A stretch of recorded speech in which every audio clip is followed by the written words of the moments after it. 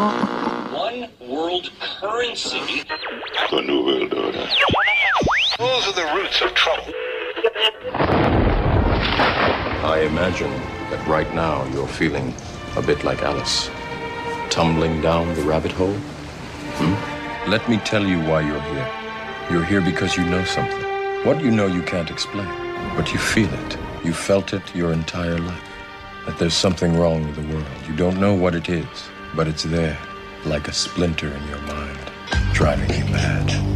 It is this feeling that has brought you to me. This is your last chance. After this, there is no turning back. You take the blue pill, the story ends. You wake up in your bed and believe whatever you want to believe. You take the red pill, you stay in Wonderland, and I show you how deep the rabbit hole goes. All I'm offering is the truth, nothing more. For we are opposed around the world by a monolithic and ruthless conspiracy that relies primarily on covert means for expanding its sphere of influence, on infiltration instead of invasion, on subversion instead of elections, on intimidation instead of free choice, on guerrillas by night instead of armies by day. It is a system which has conscripted vast human and material resources into the building of a tightly knit, highly efficient machine that combines military, diplomatic, intelligence, economic, scientific, and political operations. Its preparations are concealed, not published. Its mistakes are buried, not headlined. Its dissenters are silenced, not praised. No expenditure is questioned, no rumor is printed, no secret is revealed. But I am asking your help in the tremendous task of informing and alerting the American people. And now, welcome to another episode of Down the Rabbit Hole. Here's your host from federaljack.com. It's Popeye. Ladies and gentlemen, welcome to another live edition of Down the Rabbit Hole. I'm your host, Popeye. And tonight I am joined by my good buddy, Joe Joseph from the Freedom Link Radio. And I'm quite fired up, too, by the way. Yes, sir. And I brought Joe on because we're going to go over the police state, what's going on. We're going to give our ideas of solutions to it. But at least somewhat of a start anyway. But we wanted to go over the police state and the latest news and everything. And Joe and I have covered the whole Red Force, Blue Force tracking system, and FEMA camps and other things before. So I couldn't think of anybody better to bring on. Now, Joe, did you hear the latest news from right down here in my neighborhood? Oh, yeah. Oh, yeah, they're doing a little bit of urban warfare drills down there with you, ain't they? Yes, urban warfare drills. Because that's what you typically think of when you think, Florida, semi-tropical, yes. Florida, where you got the nice white Corexit sands, and then you got jackbooted thugs going and terrorizing your ass. Yeah, that's exactly. Yeah, that's what I think. That's what I picture Florida to be. Well, WSVN, apparently this happened, I guess most people weren't notified, only a few people, but they said they sent out a memo. Yeah, we sent out a memo. Yeah, thanks. That's funny. We no one, did you get a memo? No, I certainly I didn't think you got the memo. No, I guess I live too far away. Yeah, it's perhaps down in Coconut Grove, which is by So that's South Beach, right? Yes. Well, no. South Beach is a barrier island. Coconut Grove it's on the mainland, but it's a little bit south of that. And it's another tourist destination as well as being a large college area. There's a couple colleges, a couple different colleges down there. And but it's very touristy. And of course, the media spins it so that it's this cool story for tourists to talk about that they got to witness and everything else. But they're flying in and out of Black Hawk helicopters. Here, I'll play the clip from WSVN, which is the Fox affiliate down here in Miami. Let's see if it'll play. Yes. For me. Yes. If it'll play, here you go. Maybe you heard it. Maybe you saw it. I did. A lot of you on Facebook and Twitter said you did too. Lights and sounds booming through the darkness of night in parts of South Florida. The noise that is leading many. Dude, as they're talking, there's flares being launched out. Well, tonight we're showing you exactly what it was and what was going on. The 19's Mike Morris is live in Coconut Grove with the story. Mike? Lynn, so the U.S. Department of Defense says it gave some notice to people in this area near Miami City Hall. A lot of those people include tourists that were down here visiting. So just imagine you sort of come down to South Florida, want to relax, nestle into your bed, and just after you click off 7 News at 11, this happens. It's like a scene out of an overseas military mission. There's a Black Hawk hovering. It looks like by, I don't know, it looks like an apartment building. But there's all different buildings around. There's a couple high-rise buildings around. So it's, I don't know, what do you say, 3 a.m. in the morning? So, yeah, this is normal. Because when I was in the military, and I was stationed down here, by the way, ladies and gentlemen, we didn't do this. But this is Coconut Grove. We saw, like, flashes and shooting, and they, like, the Black Hawk had like a Gatling gun in the front, and you could hear it open up and fire off. And for Art Tomczak, the 3-day U.S. military training exercise with Miami police added entertainment to his trip from Buffalo, New York. The military is training with Miami police, and they're using Black Hawks with Gatling guns. But no, this isn't urban warfare. No, this isn't an urban warfare drill. No. We got a thing in our room that said that they were going to have maneuvers. But I figured it would be like the next day or something like that, but not in the middle of the night. But witnesses say the training soared in the skies over Coconut Grove overnight. All of a sudden I hear the zooms, and I go, oh, airplanes. I wonder how close we are to airport. The simulation's so real, unknowing witnesses blew up social media, like Carlos, who tweeted, "What's up with all the planes and the big black helicopter flying over Miami?" And dude, stop that. Stop that for just a second. Why wouldn't you? Why wouldn't you question that if it's something that's so out of place, especially something like, oh, I don't know, a military operation going on in your neighborhood? I would hope that people. Apparently, according to news media, Joe, it's not that out of place. What the freaking hell? Are you supposed to think that oh, yes, well, now I feel so safe. Yes, jackbooted thugs kick in my door and do a warrantless search because that makes me feel safer. I mean, does that not sound stupid to you? It's insanity. And then there are the guys, because he said Abbottabad, the news instantly cuts to that horrible digital rendering of the SEALs going into the quote-unquote Bin Laden compound. You know, and you see the stupid, horrible, video rendering, and you see the Black Hawk, the digital Black Hawk roll up into the Abbottabad compound, and you're like, man, you just love to throw that "we killed Bin Laden" crap out there, don't you? Yeah, it's unbelievable, man. Unbelievable. Wait, there's more. Let me know when you're ready. There's more. All right, let me go puke. Here. He's referring to the site of the deadly raid on Osama bin Laden in Pakistan last year. Some people even called 911. A lot of people have called in a panic. It's no need to panic. Similar training lit up the skies over Brickell last year. This time, it happened near Miami City Hall. Not so good if you're trying to sleep, but a bonus to tourists like Art heading back to Buffalo with yet another South Florida story. Yeah, bonus. Hey, Art, you got to witness the destruction of the Constitution. Yeah, well. Did you have fun down in South Florida, Art? Disgusting, dude. I know. And then they push it like he's gonna go home and be like, "Yo, man, on my vacation, I saw Blackhawks with, machine guns blazing. It was awesome, dude. It was awesome." And again, the death of the Constitution isn't because these are doing this on our streets. The death of the Constitution is because the people aren't saying, "Hell no, get the freaking hell out."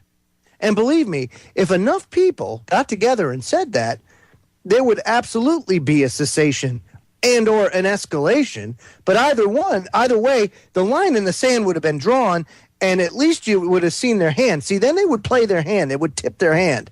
And you'd see what the hell the grand plan is, because oh boy, the peasants are getting pissed. And they're grabbing the pitchforks and the torches. We best let the cat out of the bag, Let's go get them. Well, wait, it gets better. Hold on. There's another 20 seconds. Let me play the last 20 seconds for you so you can finish yakking. Hold on. Let me go puke again. Yeah, hold on. This is going to make you yak. Wait. Yeah, it's a pretty cool story. Yeah. Yeah, it's a pretty cool story. It's pretty cool. I love the destruction of the Constitution. It's pretty cool. I'm going to kick out of it, that's for sure.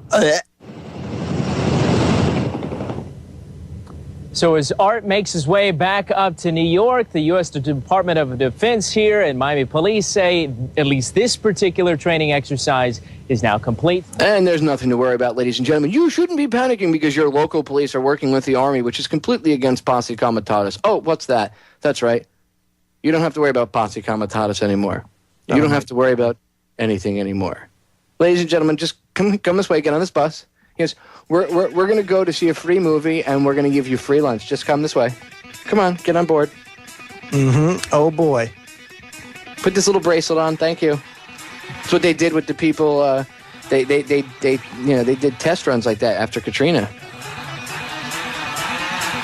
You know that, right? They put on the bracelets with the ID bracelets, and they were scanning them. It's disgusting. All right, we're going to break, ladies and gentlemen. Stay tuned. Don't go anywhere. Joe and I will be back dissecting more mainstream media crap and breaking down the police state. Welcome back, folks, to Down the Rabbit Hole with Popeye. I'm Joe Joseph, the guest for this evening. Don't forget, on the front of Orion's page, the homepage there, you can get a beefy tee. That's right, the Orion Talk Radio official T-shirt. With a donation of $20, you get a free T-shirt. I mean, you don't get a much better deal than that. And tonight we're talking about the police state. And, Popeye highlighted it. Look, it's going on right now in his neck of the woods. And I'm sure if everybody looks out their window, people see black helicopters flying overhead. I know, but it's all designed to do something. Because that's normal. It's normal. They are trying to normalize it. They're trying to make you think that it's okay. And it's not okay. When they tell you there's nothing to freak out about, freak out. Exactly. Posse comitatus was put in place because of the abuses of the British Empire on the colonists here in America. Look, we've been down this road before. We know it doesn't work. So why the hell would we let that happen? Oh, well, that happened 225 years ago, so I guess it's okay now. Yeah, and we've had such eminent scholars. That think, how about the people that go, well, we could change the Constitution. Really? Which amendment don't you like? The one about free speech? The one about being able to defend yourself, protect yourself? Which amendment don't you like? Which amendment isn't cool? Oh, by the way, speaking about having your amendments taken away, these pieces of crap, these House Democrats that are out there trying to take away people's the right to defend themselves, they're telling they want to pass a bill that tells the states that if they don't get rid of their self-defense laws, that they're not going to get any federal funding of any sort. So you have a group of congressmen and women and senators that for whatever their personal agenda is, doesn't matter what you want to label it as. The point is, it's anti-gun at the end of the day. And you have all these people getting together, and you have a certain group of them going and trying to get this bill passed that basically tells the states, you don't have any rights. If you're going to give your citizens self-defense rights, then we're not going to give you any money. Good. You know what the states should tell the federal government? Good. They should photocopy their middle finger and their ass and mail it back to them, and put a pair of lips on the ass so they understand what the ass is for. And I'm sure they'll get the middle finger. Okay? That's what they should get. The federal government derives its power from the state, not the other way around. The state derives its power from the people. That's the way this country was set up. I don't care if that's not what you were taught in civics class. Go learn history. Well, that's the way it's supposed to work. But, post 1871, that's when things started going by the wayside. And folks, if you don't know what the Act of 1871 is, go take a look at that, because that established the United States as a corporation. And it also set up the District of Columbia as being its own entity. So you have to understand that the game changed in 1871, and ever since then, you've been taught that, that this is the way that we feel it is, and, this is the way the Founding Fathers thought. But if you look at the legislation and the laws that were written and put in place, it speaks a totally different story. So these politicians, and if you notice, most of them are lawyers. There's a reason why. This stuff has been put in place a long time ago. They know the truth, but they're going to say and tell you the things that you want to hear to keep you sated, to keep you quiet. And the problem is now's not the time to be quiet. We're past the point of quiet. We're past the point of quiet. And until people get their heads out of their asses, understand on this earth, this godforsaken earth right now, there is one race, that's the human race, and we look through and past our differences and say, look, man, this is some really bad stuff. We got to get rid of this stuff, see the end game, and then worry about our differences afterwards. Kind of like, oh, the Founding Fathers did that. Do you think they all agreed? Let's see how Jefferson and Hamilton got along. Let's see how they did together. Yeah, they were bubbas, man. They went out and had beers. The hell no, man. They hated each other's guts. You know, Franklin and Adams couldn't stand one another. But you want to know something? They did what it took. They sucked it up. They did the hard things. You're talking about people that lost everything they had. James Monroe died a freaking pauper. So Jefferson, he died broker than anything. He had nothing left. Exactly. But they took, what did they say, Joe? They said we pledge our honors, you know, our honor, our sacred honor, our lives, our sacred honor, and our fortunes, or something to that effect. Yeah, but listen, seriously, dude, we have become such a self-absorbed, selfish society that we can't even see past the end of our nose.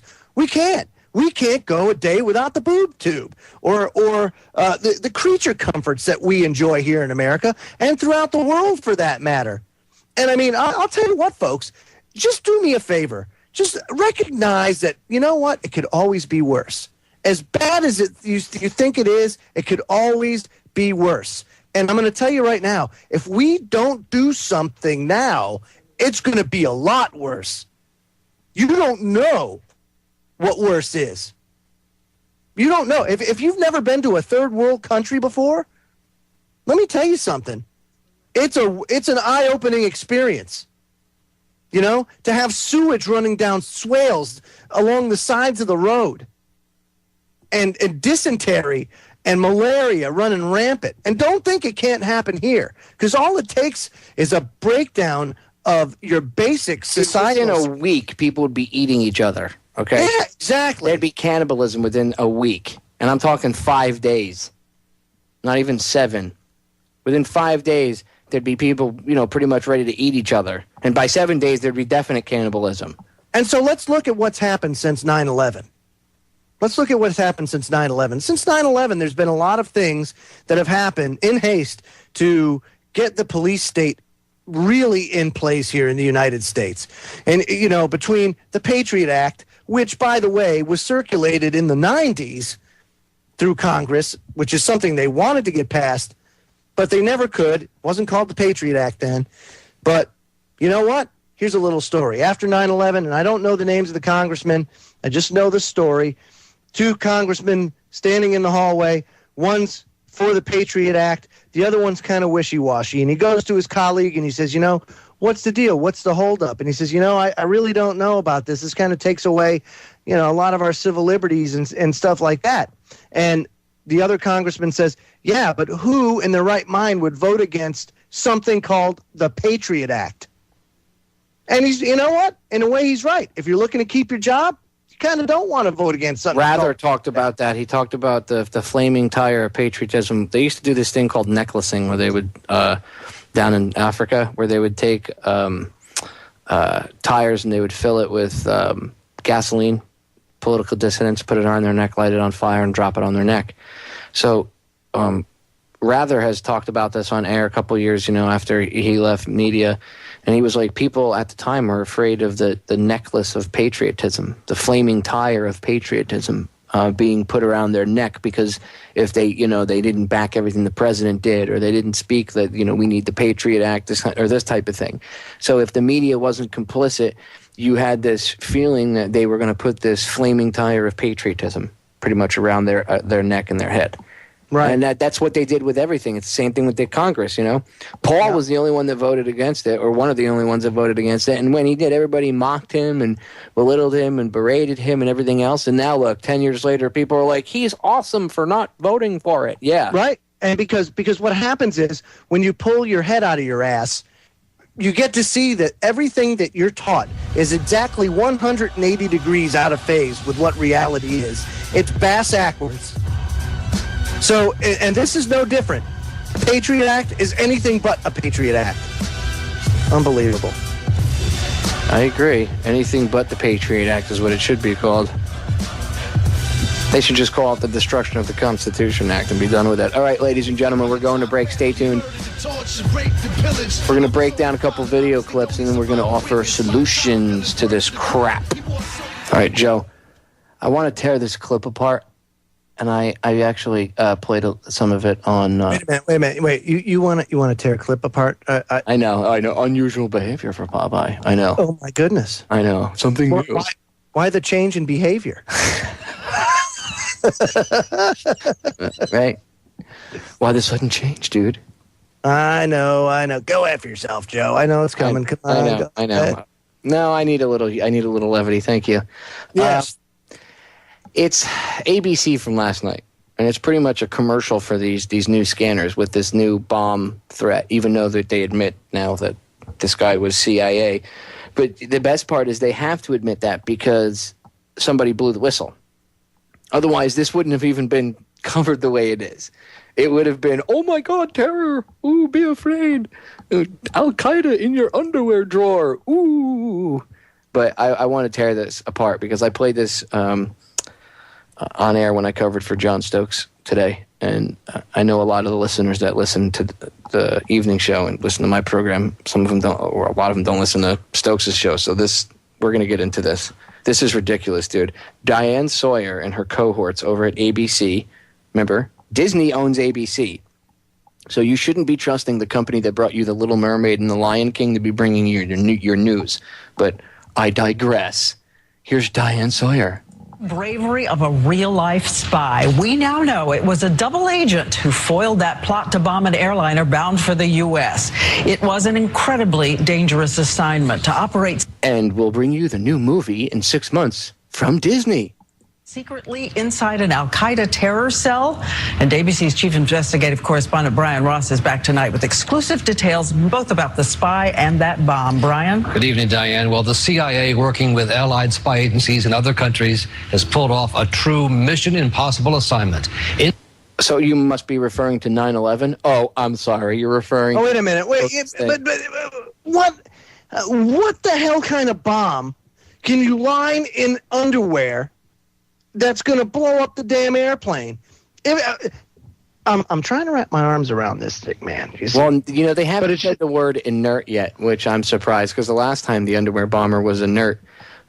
Yesterday, this guy, what is his name, Brian Todd or whatever, he was like, I saw a report, and he was like, it's a much more sophisticated detonation system. Well, considering last time the guy had inert explosives, and he was trying to use a Bic lighter to light the thing off, yeah, I would say pretty much anything is a step up.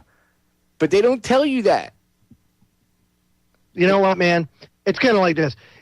I'm sure it'll eventually come out that, oh, yes, well, he had thermonuclear fruit of the loom. I mean, are you serious? Really?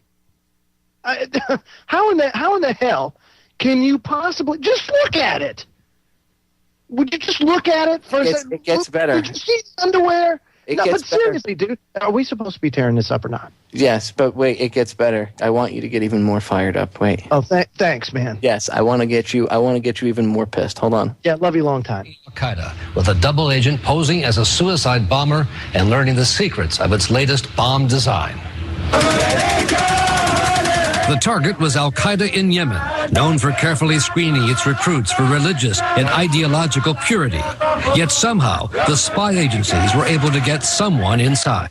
It's quite an accomplishment to be able to pass yourself off as an Al-Qaeda terrorist to the terrorists, when in fact you're working for a U.S. or ally. Richard Clark, with his grin on his face. Yes, it's like Mission Impossible. Think Tom Cruise running in there with the Mission Impossible music. Saving the day. Yay! Intelligence agencies. Yay! Hey, now stop for a second. I'm going to play devil's advocate for a second. Let me play devil's advocate for a second. It's necessary. Look back in history. Espionage has been going on for a very, very, very, very long time. Very long time. Is it necessary to have clandestine operations? if you're dealing with other countries in the world that have clandestine operations, yes, you have to. But the problem is when your clandestine operations are being made a mockery of in support of this war on terrorism agenda, strictly to control the population, and that's all it is. That's all it is. They call people terrorists because we go into their lands and tell them how to live, and then when they get pissed, they're terrorists. Yet if we, Joe Schmuckatelli, American, we have a Chinese guy or a troop come over here, and they try to tell us how to live and try to kick us off our land, what are we going to do? Oh, yeah, man, yeah, he's got our best interest at heart. Yeah, you got it. I'm right there, buddy. Honorable Round Eye ain't going to do that. I'm going to be freaking popping a cap in him. And that's just the way it is. And I'm telling you, folks, if you can't see what the hell is going on, you better wake up. And don't believe ABC. Go ahead, Popeye. Come on, they're credible, Joe. Just like MSNBC here. Oh, yes. Please. I'm sorry, I can't even get through that with a straight face. Hold on. Back to the Fear News Network. Hooray! Details of the source's identity are being closely held, but authorities tell ABC News the spy was able to actually infiltrate the cell, learn of the plot, get his hands on a bomb, and get the bomb out of the country through Saudi Arabia last week. We had confidence that we had control, that IED was not a threat. It was not an. So you see how they use selective words too? Yes. IED. IED makes you think of vehicle-borne IEDs or IEDs buried in the roadway from Iraq. And this isn't. Popeye, it's an improvised explosive device. Yeah, provided by a federal official. In this case, this guy was a CIA asset. The last time, it was the State Department that got Abdul Muttalib on the airplane. Everybody who's not familiar with the underwear bombing case from a couple years ago, go look up Kurt Haskell. Just go on YouTube and look up Kurt Haskell or whatever your favorite search engine happens to be and look up Kurt Haskell. This is utterly ridiculous that people buy this crap. There are people that are like, oh my God, are you kidding? There's people from Afghanistan, Popeye, that they're in my closet and they want to get me. Well, if they're in your closet and you haven't shot them already, that's your fault, okay? Because nobody be hiding in my closet. That's right. You and this war on coming to my house. And this war on terror is simply, again, to put the police state in place. It's to justify the police state's existence. It's to justify the looting of the American people and taking that money and putting it towards tanks. And we'll get into that tonight, too, the 1033 program, because that is if you want to get pissed off and you don't know about it. Back when I was a tow truck driver, we were, and this was a couple of years ago now, we were doing transports for different police departments, and I towed vehicles that were, old tanks or armored personnel carriers, basically, which is like, it's not really a tank, but it's one step below, an armored, an up-armored tank, like, for all intents and purposes, for going up against civilians that don't have tanks, it's a tank. Right. No, it absolutely matters. And they turn it into a battle vehicle anyway, whether or not it's a tank or a little armored personnel carrier. Now they're buying the, what are they, the Bearcats? Yes. The ones that are, and the other one, what the hell's the other one? The one that they were made for Afghanistan and Iraq, and now all of a sudden, conveniently, they're back here because, we need them here because there's IED problems all over the place. And there's some sort of armored personnel carrier. I know what you're talking about. And people will go, well, Popeye, what happens if a terrorist strikes? What happens if? What if? What if what? What if anything? This is not here to protect you, fools. You really think that they're going to protect you from anything happening? No. Bad things happen. What you can do is be prepared yourself, so if something bad happens, you can mitigate the effects, i.e. if someone tries to break in your house with an axe, so if you have an axe-wielding maniac and they break into your house, what would you rather do? Would you rather have the firearm and be able to pull it out and waste the douchebag, or would you rather sit there and try to talk with the guy and hope you and your family can exit? Well, he doesn't, but before he chops you up with an axe into tiny little pieces. It doesn't make any sense. People should be able to defend themselves and call it a day. You know what I'm saying, Joe? There shouldn't be any issues. No, absolutely, man. They absolutely should. They should be able to defend themselves. You know, and one thing I want to talk about in the next break, since you brought this up, is how should a president, how should a commander-in-chief act in situations like this? So when we come back, I'm going to talk about the constitutionality of what he's doing and what's supposed to happen. What's from the a good leader? Constitution? Isn't it that I've heard of that thing before. We know what it is, and we're fighting for it, but we need everybody else to stand up and fight. Exactly. People need to get angry and fight for it. All right, ladies and gentlemen, Joe and I will be right back. Break coming up. Don't go anywhere. 3 minutes. We are back. Joe, let's finish this clip up here in the final segment. I'll let it play. But it's hard because it's just so full of crap. And listen, because the clip turns into pretty much a commercial for getting body scanners, and that's the only thing that we need. They're all sitting in this warehouse, and oh my God. But see, they use this false flag wannabe terror event, another patsy, which, I mean, at least with the first one, they actually caught the guy. This one, well, it was an informant. He handed the bomb over. So now it's like bin Laden's body. Where is it? Where's the proof? Or as that little old lady used to say in the 80s, where's the beef? Active threat at that time. The bomb is being described today by U.S. officials as an upgrade to the underwear bomb used 3 years ago in a failed attempt to bring down a Detroit-bound jetliner. Again, inert explosives and a Bic lighter, anything would be an upgrade. A cow fart would be an upgrade.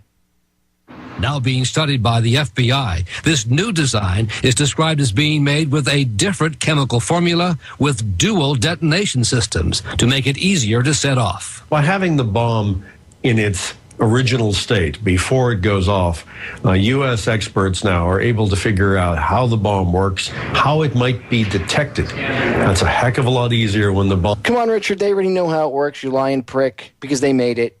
They made it. Still intact. Still, there is great concern that the bomb maker, 30-year-old Ibrahim al-Assiri... Now, they're blaming this guy, Joe, and suppose this is a guy that made the printer bombs and made the bomb for the underwear bomber. Well, if he made the bomb for the underwear bomber, it was inert. So obviously he's not that good of a bomb maker, is he? No. He's obviously a spag of a bomb maker then, and you really don't have anything to worry about. The guy's obviously a putz. Yes, he says, I think I'm just going to, I'm going to grind up some sparklers, yes, and I'm going to put them in his shorts. And I mean, that's really all it was, because all it did was go, that's it, done. So, I mean, yeah, this guy's got a great track record, if he even exists. Well, that's what I'm saying. And they don't even know, again, they don't know if this bomb came from him. They've already said they don't know. They're just assuming that it comes from this guy, and they're running with this shinfo. Remember, I told you what shinfo is, okay? And they're just running with it because, hey, you know, he's a terrorist. Oh.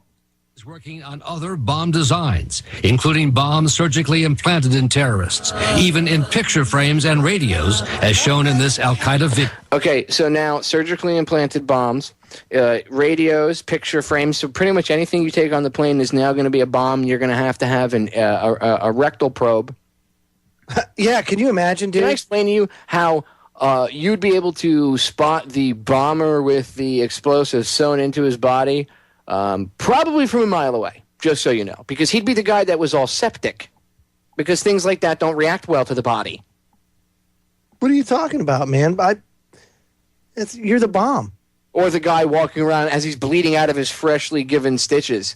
Yeah, like I said, man, it gives new meaning to you're the bomb. You think the guy can walk after surgery like that? Has anybody had open surgery ever? You think you're running around like that? Oh, Akbar. Really? Really? Why are people buying this? What's I don't next? know. What is this, so TSA can feel up girls' boobs? Oh, I have to feel up your fake tits, honey. There could be a bomb in here. Oh, I have to take you in the back and look at your G-string. I haven't gotten laid in 35 years, and that's why I took this job, because I'm a fat loser. Oh, you know, and it'd be pretty easy to find out, too, if they've had that done, because all you'd have to do is the TSA guy, you know, he's standing there, and it's like, hey, man, let me see your passport. Let me see your license. And, hey, what smells like almonds? Oh, that's the gangrene. Oh, yeah, you got a bomb in you. Well, that's what I'm saying, dude. You'd be able to see the person walking up because they'd be the one that was yellow with jaundice, covered in sweat, and looked like they were about to drop dead. Hey, we might have a problem over here. Yeah, and the one with the big blood stain on them somewhere from the stitches and everything oozing and seeping. Yeah, exactly. This is insanity. Well, we're going to have to check your rectum, sir, because there could be a bomb in it. I mean, and people will go, okay, honey, he's right. Al Qaeda could have put a bomb up your ass while you were in the bathroom. You don't know it. Them Al Qaeda guys, they're sneaky. We got better technology. According to the official myth, they're back in the Stone Age, but we got, they're sneaky. They can hide in bathroom stalls and they can hide in toilet paper rolls. I mean, do people really believe this insane crap? Yes. For real? For real. Just saying. I know, dude. I know. If they didn't buy it, they wouldn't be doing it. If they didn't buy it, they wouldn't be doing it. And they know they got most of the American people and most of the people in the world in general fleeced over. Although I will say that by just current events alone and the fact that they can't keep the economy going much longer, that they're losing people, they're starting to, because they have no choice in the matter, because a lot of people can't even keep the lights on in their house or feed their family. So now all of a sudden it snaps and now they see things differently. So it's happening more because we're in such a rut. But there's still quite a majority of the American people still believe what's told to them on the mainstream media. Well, dude, it's just pathetic. And then the rest of this thing, hold on, let me play the rest of this because I'll shut up. I'll just play it for the last few minutes here. It becomes a commercial for body scanners. And guess what? Your favorite douchebag shows up, Michael Chertoff. They keep trying to devise more and more perverse and terrible ways to kill innocent people. Of course, Hillary is discussing of her secret meetings with all of her friends. Oh, I'm sorry. Can't even get through 5 seconds of this damn thing. I know, I'm sorry. I just can't stand her. The source working for the U.S. and others, and there was no real threat. But American authorities said today, as long as al-Assiri is alive, making other bombs for real terrorists, there remains a grave threat to the... So as long as there's another boogeyman. The U.S. Diane. And as you reported, Brian, thank you. Even though this plot was foiled, airport security is still on alert. And yet, ABC News has learned that millions of dollars of high-tech security equipment is gathering dust at a government warehouse. Equipment airports say they need. ABC senior national reporter has the exclusive details on that. A nondescript no willpower whatsoever. In Dallas, inside ABC News has learned America's best weapons against Al-Qaeda's bomb of choice. Hundreds of baggage scanners, explosive detection systems, and in this wooden crate, the latest bomb detecting scanners, sitting idle, never used, all in storage for more than 9 months, some more than a year, while nearly 300 airports across the country go unprotected by the newest, best bomb scanning technology.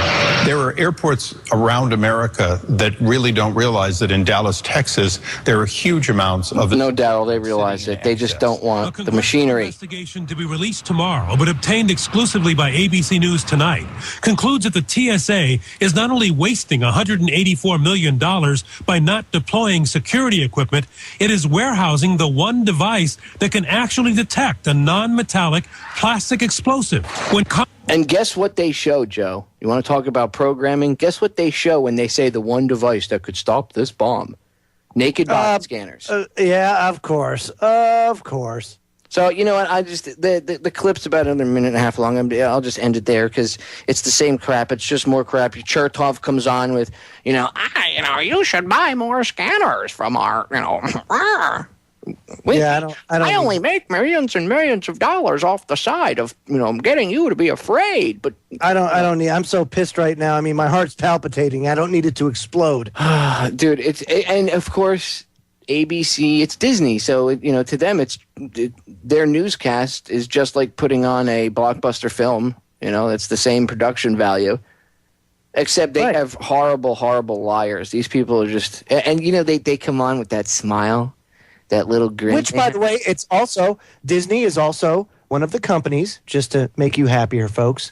Sleep easier at night when you're dreaming about Mickey Mouse and Donald Duck. They're also one of the main backers of all this SOPA legislation. Yes, that's right. So the same one that's trying to feed you all this news is the same one that's trying to jam it up your tuchus. If you wish upon a star, we will bring you a police state wherever you are. That's right. You're going to see Mickey in fatigues. Right. Well, Mickey better be careful. That's all I got to say. That's right. I got a trap for him. Yeah. Smack him and Goofy around. I mean, look who's on his team. Goofy, really? That's your right-hand guy? Good luck with that. See how that works out for you. Yeah, good luck with that. But for real, Disney is evil, dude. That's why I MSNBC bringing you news. For real, people. I get in arguments with people. You know, I love CNN. You know, that Anderson Cooper's a putz. Okay? He's a liar. He's a paid actor. So are the rest of them. And he's a Vanderbilt. Yeah, he's actually a Vanderbilt. So he's part of the problem. So, and he former CIA. So yeah, but that's not. You know, don't worry about that. Because I should trust somebody like him bringing me the news. And they make everything a joke now. You know, a couple years ago, we talked about, even last year, we talked about how the media had admitted that they were, these PR companies and everything, they were going to start taking the advertising and they were going to start having like stars and news people and stuff that people saw every day on their television doing the commercials rather than, commercial actors. They were going to blend it. And it would be harder for the person, they would be harder for the person to tell what was a commercial and what wasn't. And they would have the people doing the commercial as the character from a show that they're in or almost like that character in that same kind of format. And they're doing it now all the time. All the time. Unbelievable, dude. And you've heard of I'll tell you this releases and everything else. The first hour just flew by the way, Joe. Thanks, man. Thanks. You just took the words right out of my mouth. That's okay. I'm going to give you, when we come back in hour 2, I'm going to let you, we're going to start to discuss solutions. Yes, solutions. The hell with problems, we need solutions. Yes. So I wanted to just get through some of the news. Well, there is one more thing I'll play, and then we'll it's really quick. It's like 2 minutes, and then we'll get into the solution aspect. And Joe has something he wants to talk about how presidents should actually be acting. Ladies and gentlemen, we are back with hour number 2 on tonight's live edition of Down the Rabbit Hole. I'm your host, Popeye from federaljack.com. Hanging out with Joe Joseph tonight.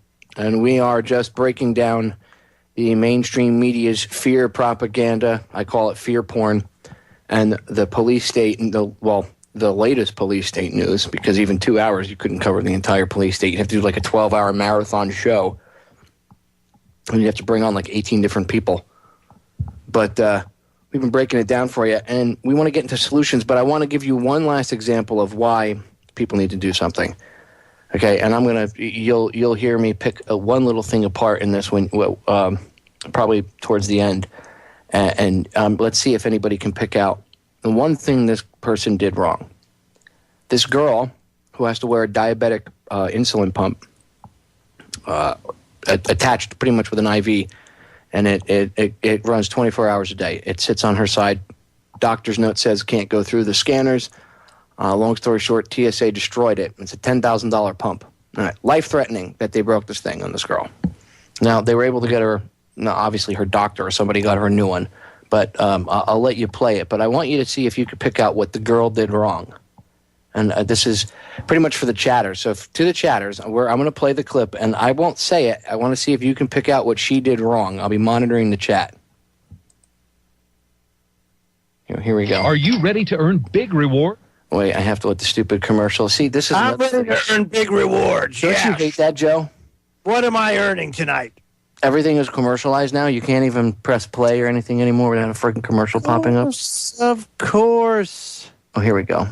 Okay, very good. I am ready. Yes. Get ready. Outrage at the TSA. This time, a Salt Lake City connection. A teenager is furious with screeners at Salt Lake International. She says agents were rude and responsible for breaking her $10,000 life-saving medical machine. The ABC 4 Night Team's Dawn Hudson with her story and her warning tonight. They need to get with the program and have some education across the board for TSA. Colorado high school student Savannah Berry is not happy with TSA screeners right now. After participating in a DECA conference in Salt Lake City with several classmates last week, Savannah, who is a type 1 diabetic and wears an insulin pump 24 hours a day, ran into TSA agents who were not prepared to deal with her. I went up to the lady and I said, I'm a type 1 diabetic. I wear an insulin pump. I showed her the pump. I said, what do you want me to do? I usually do a pat down. What would you recommend? She then showed the agents a doctor's letter explaining that the sensitive insulin pump should not go through a body scanner.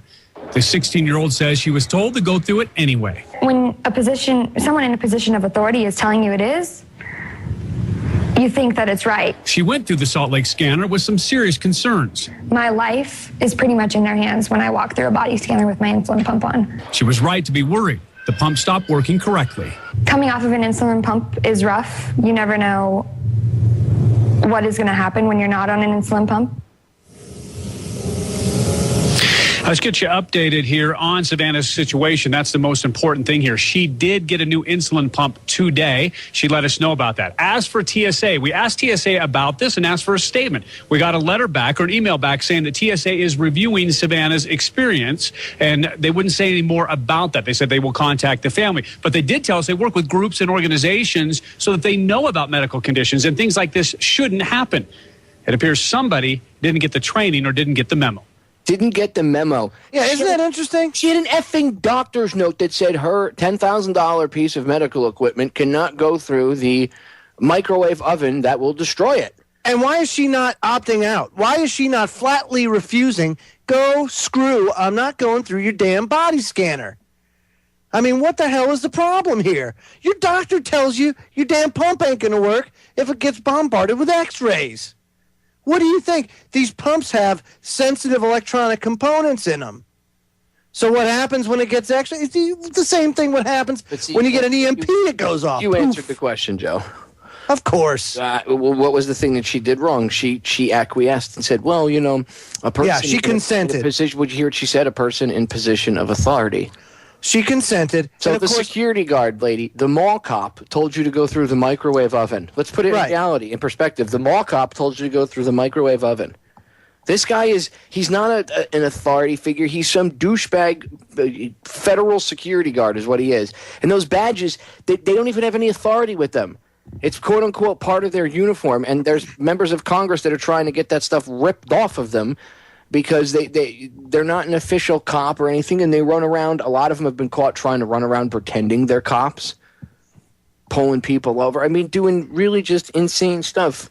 And it just irritates me. When I first saw the clip, I got mad. I was like, why did she acquiesce and go through it? Well, I was scared. No, it's a $10,000 pump. If your doctor tells you that you can't go through that machine, listen to your doctor. Who do you think knows a little bit more about your medical situation? Your doctor or the jagoff with the $10 plastic badge on his uniform, who's drooling, waiting to touch you, and probably hasn't gotten laid in 150 years. For real. I mean, as much as she's a victim, I get angry because she kind of put herself in that position. Yeah, they could have busted her chops and caused her to have some delays or anything, but then with the letter, I mean, it would just look bad for them. What's going to happen? Cops are going to surround her and be like, whoa, what are you doing? We're going to take you to jail. No, my doctor says that my pump cannot go through that machine. I always get patted down. It can't be that if it gets broken, I could die. What are you going to have that? What is the TSA jerk off thinking? What would a cop say to her? Well, you must go through there. But use your common sense, people. What in the hell is wrong with people? And don't, you know what, seriously, don't allow yourself to be put in that situation. It just irritates me because obviously she's young and naive and she doesn't understand. And I'm not bashing her or anything. It's just frustrating because this girl could have died without that pump, dude. They could have killed her. All because some underpaid loser who thinks he's in a position of authority because he wears a freaking costume. And he has about as much authority as a freaking mall cop. That's right. It just fires me up, Joe. And you know what, man? Teddy Roosevelt, he said it best in 1903. He did a speech in Claremont, California. And he said character has two sides. In addition to decency, morality, virtue, clean living, you must have hardihood, resolution, courage, the power to do, the power to dare, the power to endure. And when you have that combination, then you get the proper type of American citizenship. And it's true, because that lady, knowing full well that her pump didn't work, didn't have the freaking gumption to say, no, I'm not going through that thing. I'm sorry. Get bent. Really, go screw. What the hell is wrong with people today? Where is their backbone? Dude, I've said it before, and I'll say it again. If I was in the airport, this is why I don't fly, because I wouldn't let somebody put their hands on my wife. You touch my wife. And if my wife, look, I went through a similar situation years ago, and this is before I was awake. And now that I know everything that's going on, we figured out what had happened. We couldn't figure out, my wife at the time required an asthma machine, and we had traveled abroad, and we brought the asthma machine with us because they didn't have, where we were going, they didn't have anything comparable. I'd already checked. So, and the only thing that they could get, you'd have to have a doctor's prescription and everything else. So it was just easier to bring her own. And at the one she had at the time was very bulky. And we didn't want to, I said to the people, I didn't want to put it through the x-ray machine and everything else because I didn't want to break it. And they were like, don't worry. And then it went through. And of course, the guy had to take everything out and inspect the hose and, finger jam the hose. But it was out of sight for a brief period of time. Okay. And we, on the way back, we just packed it in the luggage because it was broken by the time we got over there. But whatever they did to it, when she didn't have a chance to field test it right there, we had to get on the plane and go. So what we did the first thing we did when we landed was check it, and it didn't work. It was broken, and you could hear stuff rattling around inside of it. So God knows what they did to it because it was out of our purview for a few minutes. But it was just a little asthma machine, a nebulizer. But you would have thought that these guys were looking at some sort of time travel device. It was ridiculous. Again, I've told my story about the bagger who was bagging my groceries, and he doubled as a TSA groper. Yeah, that's who I want really doing my airport security. All right, we're going to break. Stay tuned. We'll be right back. We're back. Now, Joe, I'm done whining, or I'm not really whining, but I'm done bitching about this stuff. Well, there's a difference between whining and... I was going to say, I didn't hear much whining going on. No, I more ranting. No, it wasn't like more ranting, like somebody should put their boot up somebody's ass. But yes, let's get into some solutions, because I know everybody out there, or a lot of hosts out there, like to rant, and before they realize it, because there's a lot of stuff to cover, and a lot of us, we go off on tangents, and then before you know it, the show's over, and not many people get a chance to talk solutions. So let's get into solutions a little bit. Well, hey, man, one thing that you have to understand when you talk solutions is you have to educate yourself as to how things are supposed to work. That's the first thing. So let's just start with this war on terror. Read the instruction manual? Well, yeah, kind of like that. And I know all you guys out there, you're like, instructions, blah, we don't read those. Yeah, well, guess what? It hasn't worked. And now it's time to read it. Now it's time to get educated.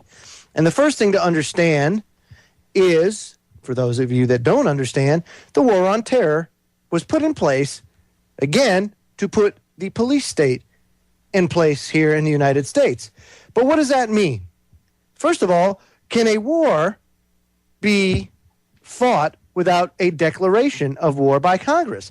By the rules, no. And why is that?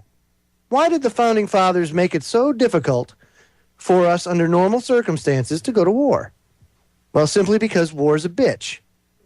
It's expensive, it's bloody, and it's not something that you typically want to go into on a whim or on when dear leader Chairman Mao Obama wants to, Chairman Mao Obama wants to flex his muscle a little bit. So this is what happens, right? Let's just say, hypothetically, Joe Joseph gets elected president of the United States. And can I be sec def? Sure. And there just happens to be a threat, right? Or say we get attacked. Don't know how, don't know why, but we do. The first thing that you do is you ask Congress to formally declare war on whatever country or organization, preferably a country. Wait a minute. So if we were attacked by 19 quote-unquote Saudis, right? Right. And we declared war on Iraq, is that a mistake? No, well, listen to this. Yeah, of course it is. But what happens is you have to hold Saudi Arabia accountable because guess what? That's it. So you say, look it, dude, King Abdullah, you, sir, are going to get your act in line. You are going to hold those people accountable because if you don't, what happened to us is going to be visited upon you 1,000-fold. And by the way, you got 2 months. Well, let me ask you a question. Does it make sense that if Mexico attacked us, that we preemptively invaded Canada to deal with the problem? Absolutely not. Absolutely Does not. that make any sense? You know what I'm saying? But here's the thing, dude. You in warfare, there's one winner. That's it. The rest, guess what? You lose. So you want to be the winner. As evil a thing as it is, you don't want to come out on the bottom end. So you have to fight them the way that they're going to fight you. If they fight dirty, you fight dirty. There's no, when war is a very, very cut and dry type of thing. So, take Afghanistan you want to know why people can't win? It's because we go in there with this Vietnam mentality. Have you noticed we haven't really fought to win a war since World War II? They're meant to be sustained, Joe. It's fought for the military-industrial complex. That's why one of the biggest reasons why Kennedy was killed, because he was going to remove troops from Vietnam, and the Vietnam War, as we know it, wouldn't have happened. That's right. But see, like what I would do, if I knew, and I got a congressional declaration of war on Afghanistan, there would not be a square inch of that country that hadn't been freaking bombed and laid waste. That's just the way it is. Sorry, it's war. You want to do this, and we declare war, legally declare war on you, that means I'm fighting to win. That means our men and women in harm's way, I'm going to get them in and out as fast as I... That's how war is supposed to be fought. You're supposed to go in, you're supposed to face the enemy with everything you have, annihilate them, meet force with overwhelming force, kill everything, get a victory, and bring your troops home and call it a day. And back then, even in Nam, they only sent guys normally for one tour, maybe two. Sometimes guys went back for three, but that was pushing it. I did 3 tours in Nam. People were like, holy crap, you did 3 tours in Nam. Now it's like, man, I did 14 tours in Iraq and Afghanistan. And it's sad because, man, our vets are coming back so screwed up. Can you imagine? Just think about this. The average Vietnam vet saw 13 days in action. Out of the entire time they were over there, they saw on average 13 days. And our men and women are being put in harm's way for 6 to 9, even 12 months at a time. I mean, and you're talking 3-4 times over. This supposed guy that went just totally crazy in Afghanistan, if you believe the story, was on his 4th freaking tour. I mean, if that ain't enough to drive you nuts, I don't know what is. And again, like I said, if you don't know what a third world country's like, just being there will drive you crazy. Because you have not witnessed squalor and filth and poverty and suffering and death and the smell of death. You just haven't witnessed it until you go there. It's a sad thing. That's why war should always be a last resort. And it should be a last resort, Joe. War should be the last thing you ever want to use. The last thing you ever do. The last thing. But it's something serious. That's why you need a 2/3 majority in both houses of Congress in order to declare war.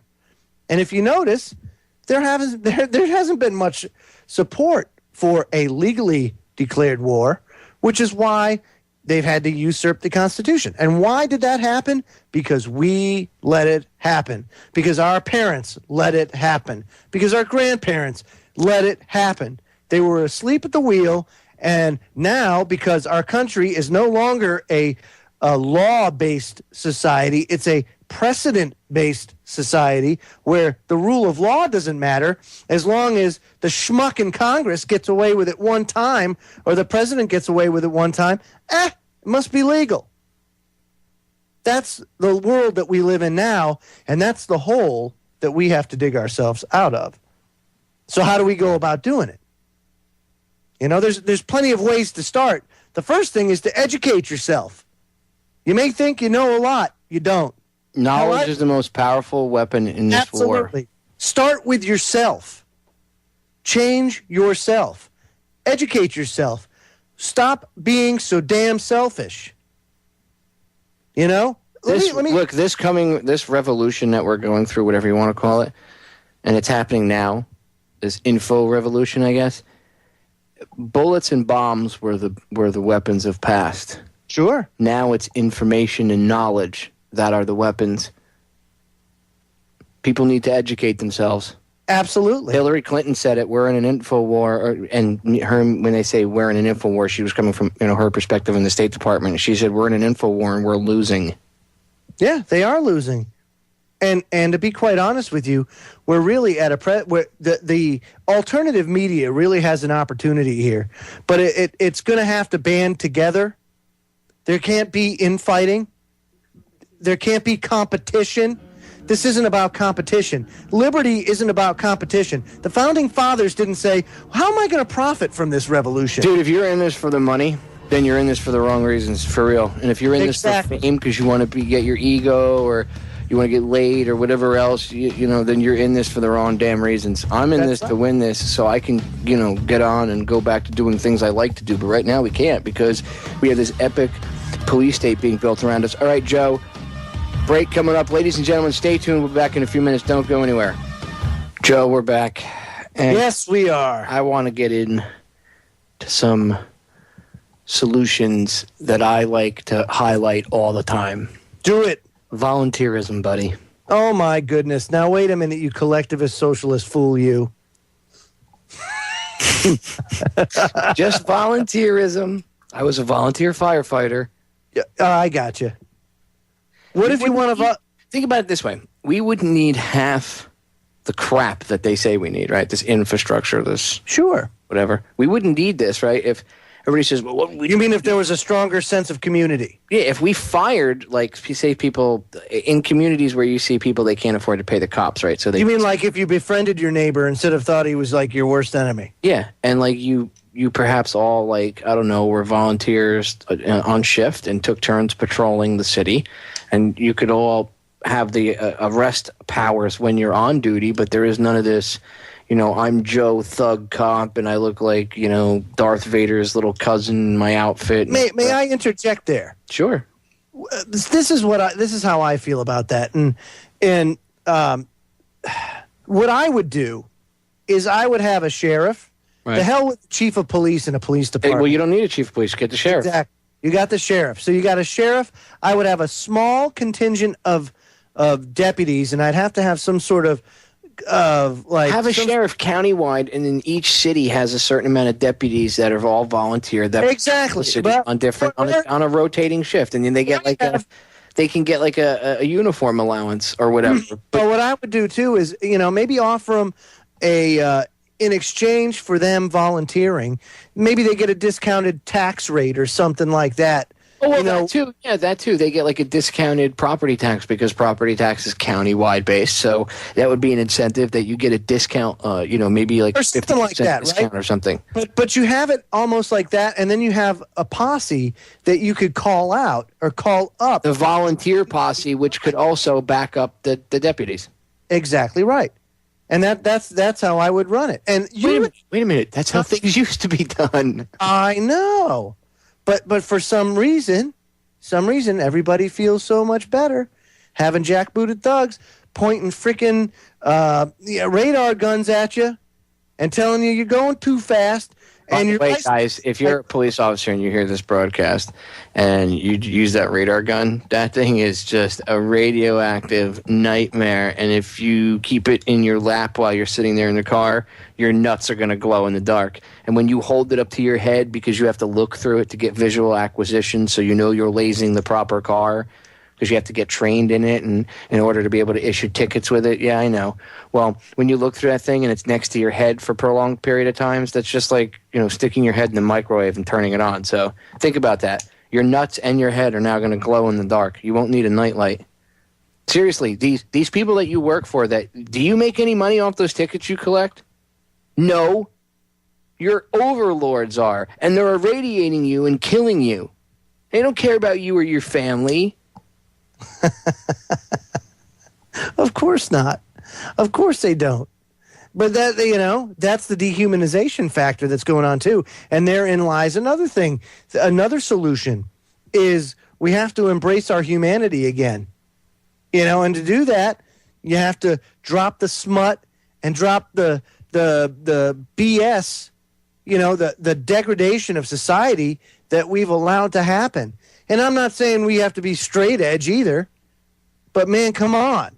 I mean, when it's 10 o'clock at night, and you've got sex hotlines running commercials on network television, we're in a bad place. We really are. Well, that's the destruction of society. And again, it's not that there's other societies around the world that do it or whatever. The point is, here in the States, children are sexualized at a young age, regardless of what it is. New York just legalized it. Well, it's not even a matter of what kind of sexuality anymore. It's just a matter of its sexuality is promoted as a whole. And there's plenty of parents that I know that are like, well, I'm not really comfortable with my kids being taught about like fisting and things. Which is a hallmark plank in the Communist Manifesto. This is destruction of society. Right. This is all part of the Communist plan. Let me put it this way. When I was a kid, right? When you were a kid, you're old enough to remember. When I was a kid, first of all, we didn't discuss this in schools, but finishing up with the cop end really quick, the cops, when I was a kid growing up, we knew them. You know, when I was a kid, I would get in trouble, right? And I had one of the detectives catch me. I was lighting garbage cans on fire in the park behind my house, and I got caught. I got caught, right? Somebody called the cops on me. So I won't say the detective's name on there, but he came over, and he knew who I was, and he put me in the back of his squad car and everything else, and he didn't find any lighters or anything on me because I ditched it all. And he was like, well, I could either take you to jail or I could take you home. And he goes, I know taking you home to face your mother is a bigger punishment, so I'll do that. And I was like, take me to jail. Please, take me down to the police station. Don't take me home. You know what I mean? But back in the day, it was that's how cops did things. Exactly. Now it's different. You know, your police officer knew whether it's a police officer or a sheriff, whatever, he knew the local residents. He made that effort. That's why they don't have cops walk the beat anymore.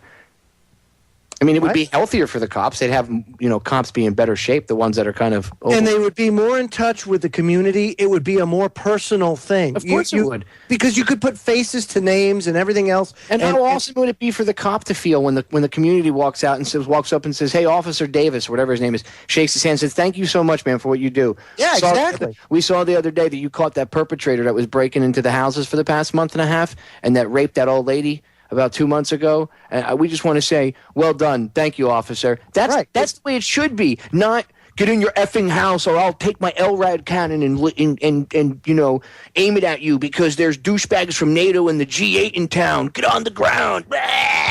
That's right. That's right. And that's another thing too. You know, they've taken a lot of discipline that used to be okay back in the day, and a lot of the reasons why people and children weren't half the problems that they are now is because of the fact that parents were allowed to discipline their kids.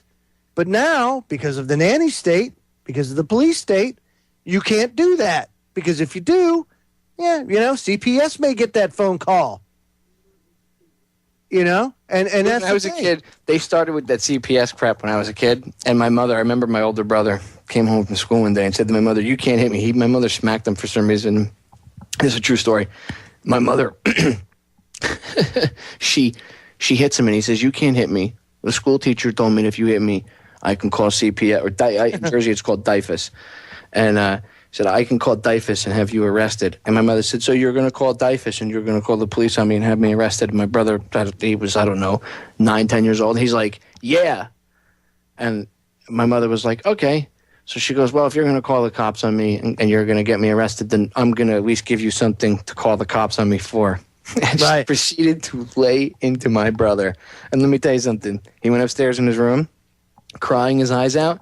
He did not call the police. He did not call DIFUS because my mother wasn't abusing him. He needed his little ass whooped. He was getting out of line, and he was empowered by this teacher saying, your mommy and daddy can't discipline you.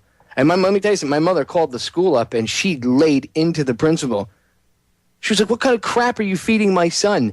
Exactly. He tells me I'm going to get it. See, my mother didn't play that game, dude. She wasn't one of these parents that was like, oh, okay, we'll deal with it. No. My mother had them on speed dial, dude. They hated her. I mean, this is the same government, dude, that tells us that you can't put certain things in your kid's school lunch. That, that's not nutritious enough, so you're going to have to eat our ground chicken beak and butthole. Pink slime chicken nuggets. Yeah, pink slime for everybody. Ugh. Food police. Dude, let me tell you something.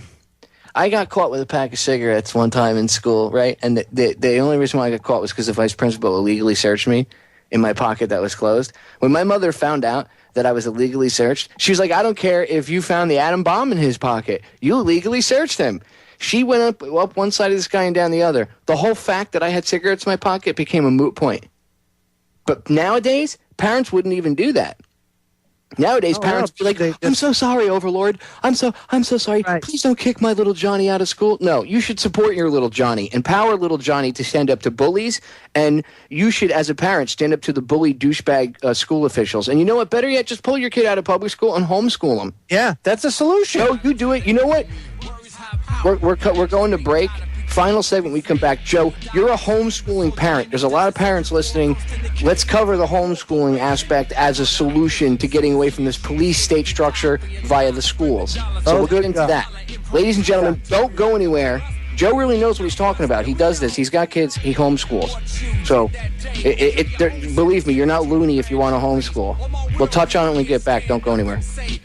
All right, ladies and gentlemen, we are talking solutions. Final segment. I want to give Joe Joseph a big shout out for coming on. Joe is not only a radio show host here on the Orion Talk Radio Network, but he's also a very close personal friend of mine. He's my 6'4" brother from another mother. And he the other day I said to him, hey, Wednesday I'd like to do a police state show just to cover some of the newest news, and I want to throw out some more solutions again because I know there's a lot of new listeners. So, Joe, big thank you for... hey, no sweat, man. Anytime. Plug your show. Yes, well, Freedom Link Radio, folks, airs on the off day. So every day that Popeye's not on, I'm on. So Tuesday, Thursday, and Sunday is when Freedom Link Radio airs. You can either listen to me at oriontalkradio.com, or you can even check out federaljack.com and check out my awesome page that Popeye put up for me, which I absolutely love. Oh, by the way, if you go there, if you happen to stop there, just copy the code. The reason I have it up there is so that people, because I encourage people to create their own page for the Orion Flash player and say, hey, check out, if you want, it's up to you, but if you have a website, if you want to create like a page or something, check out Orion's Flash player here, or if you want to put it on the front of your site, like a widget or something, that would be cool. And the code is there. It's all set. You just got to copy the code and paste it wherever, and you can help spread the Orion Talk Radio Network all over the internet. That's right. So I'll be on tomorrow night from 10 p.m. to 12 a.m. Eastern Daylight Time. Oh, aren't you debating somebody from tomorrow night? I'm debating Anton Chaikin from LaRouche PAC. Now, he's Lyndon LaRouche's chief historian, and tomorrow we'll be talking about Hamiltonian versus Jeffersonian economics. I am of the school of Jefferson, why he kind of likes... And so does LaRouche. I'm of the school of the Aaron Burrian. They're Hamiltonians. Well, Aaron Burr was Jefferson's vice president. So and Aaron Burr took care of things. Yeah, he sure did.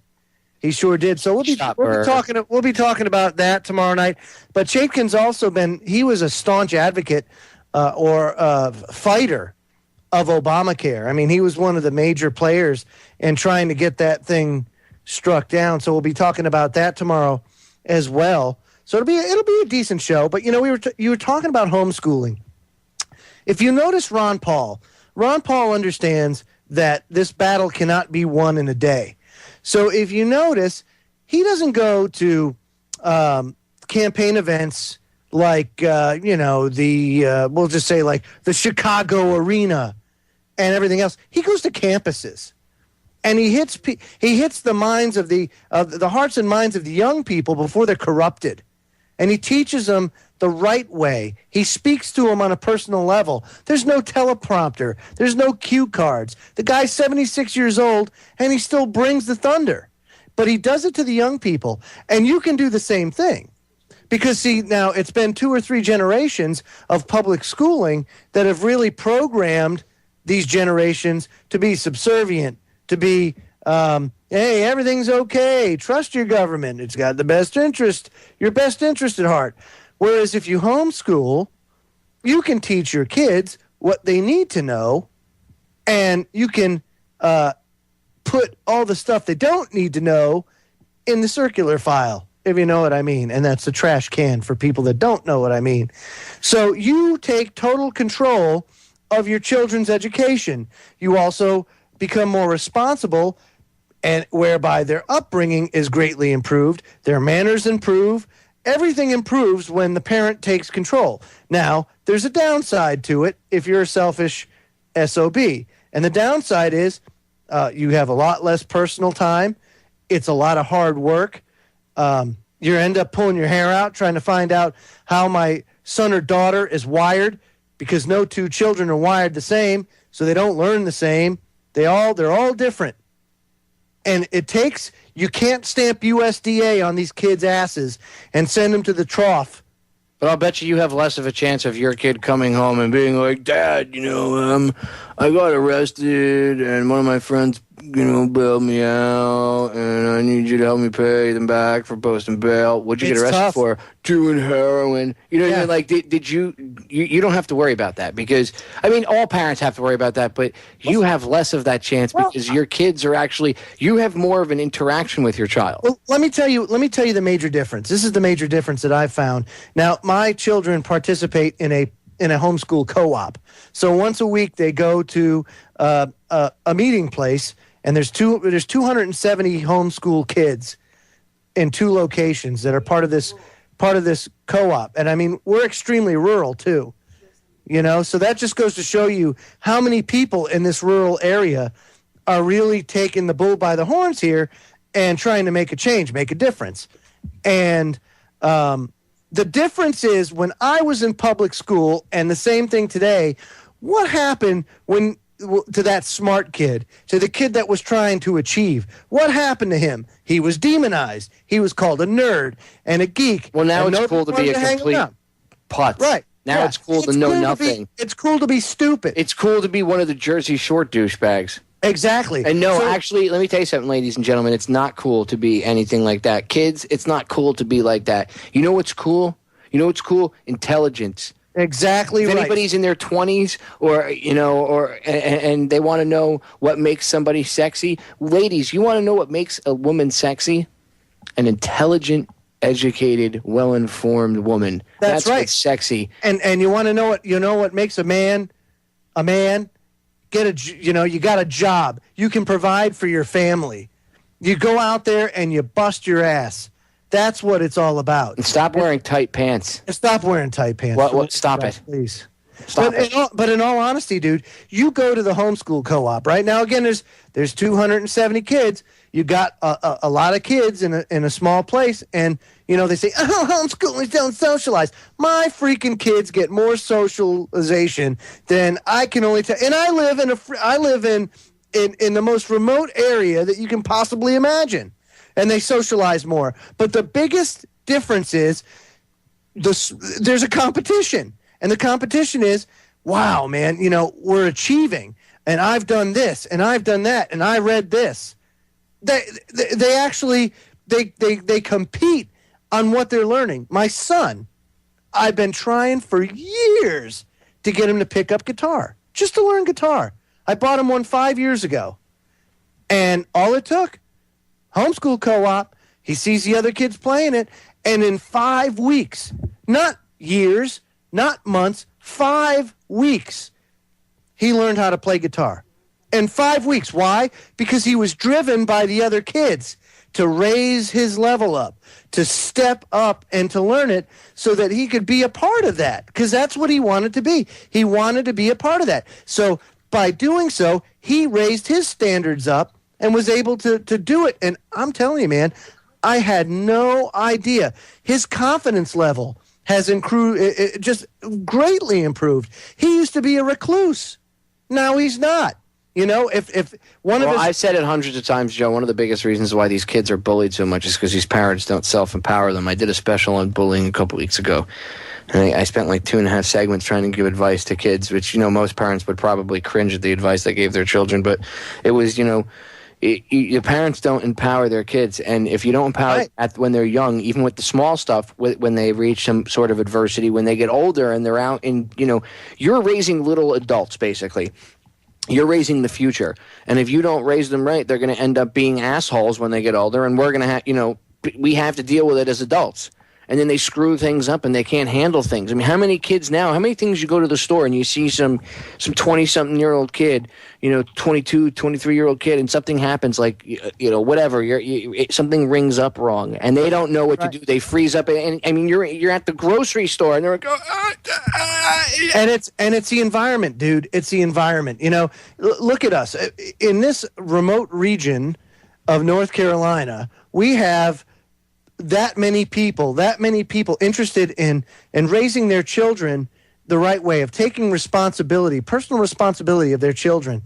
And think about it. If you're in a populated region, think about all those other people. Think of the resources. Just look up all the resources that you have in your area for homeschooling. There's groups, there's all sorts of things. You would be surprised, floored. I was floored at how much is out there to help you along and to know that people have been there.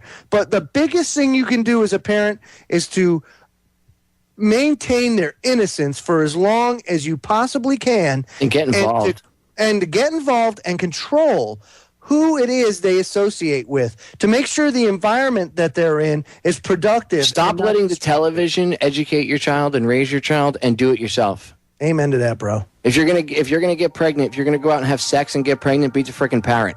Don't plop your kid in front of the goddamn television and let the boob tube educate him. Because guess what? You're not paying attention, and the people that are paying attention to your child are feeding their heads full of crap. Give them the tools to be able to fight this corrupt power that's trying to take over and pervert the world we live in. Exactly. Joe, thanks for coming on. Ladies and gentlemen, I'm going to leave you again with the litany against fear. I will read it for you really quick. Empower your children with this. I must not fear. Fear is the mind killer. Fear is the little death that brings total obliteration. I will face my fear. I will permit it to pass over me and through me. And when it has gone past, I will turn the inner eye to see its path. Where the fear has gone, there will be nothing. Only I will remain. We're out. I'll see you on Friday. Don't forget to tune in to Joe and Tim tomorrow.